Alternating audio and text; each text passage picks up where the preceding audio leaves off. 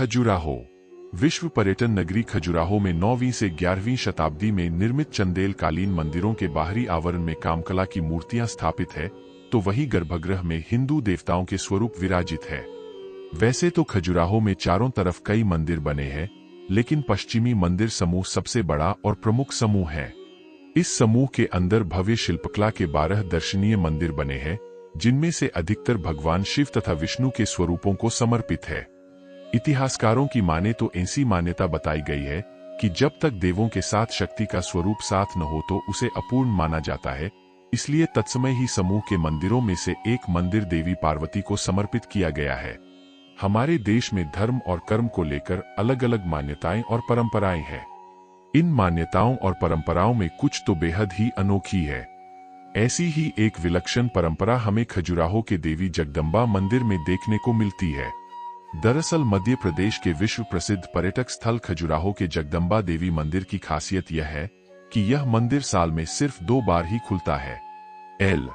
यानी शारदीय नवरात्रि और चैत्र नवरात्रि के अवसर पर ही इस मंदिर के कपाट खुलते हैं और फिर साल भर यह मंदिर बंद रहता है। यह तो हो गई परंपरा की बात। अब अगर इस मंदिर से जुड़ी मान्यता का बात की जाए तो इस मंदिर की ऐसी मान्यता है कि माता दिन में 3 बार रूप बदलती है। इसके अलावा जो भी व्यक्ति मां की पूजा करता है, उसकी सभी इच्छाएं माता रानी पूरी करती है।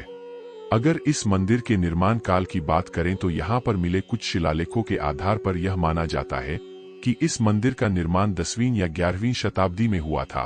बता दें कि भारतीय इतिहास में यह वह समय है जब इस क्षेत्र में चंदेल शासन अपने चरम पर था। गर्भगृह के दक्षिण में यम की एक मूर्ति है और एक निचले आले में भगवान शिव की प्रतिमा को स्थापित किया गया है। भगवान शिव की यह प्रतिमा 8 भुजाओं और 3 सिरों से युक्त है। इस मंदिर से जुड़ी एक और दिलचस्प बात है कि पहले यह मंदिर भगवान विष्णु को समर्पित था। ऐसा इसलिए था क्योंकि गर्भगृह के प्रवेश द्वार के केंद्र पर भगवान विष्णु की प्रतिमा स्थापित थी। बाद में यहाँ छतरपुर के महाराजा ने देवी पार्वती की प्रतिमा स्थापित करवाई थी और इसी कारण इसे देवी जगदम्बा मंदिर कहते हैं। वर्तमान में यहाँ मुख्य मंदिर के दाईं और बाईं ओर भगवान शिव और भगवान ब्रह्मा की प्रतिमाएं भी है। इसके अलावा गर्भगृह के अंदर कमल के फूल पकड़े हुए चतुर्भुज देवी की एक बड़ी मूर्ति है।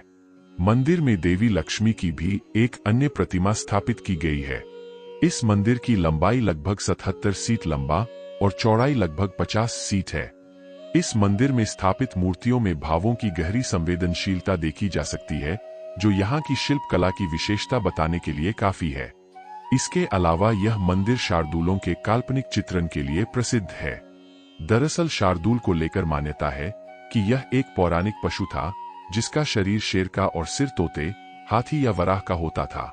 अब सवाल आता है कि जब यह मंदिर पहले भगवान विष्णु को समर्पित था तो बाद में यह देवी मंदिर के रूप में क्यों प्रसिद्ध हुआ? तो इसका जवाब स्थानीय लोग अपने अपने हिसाब से देते हैं।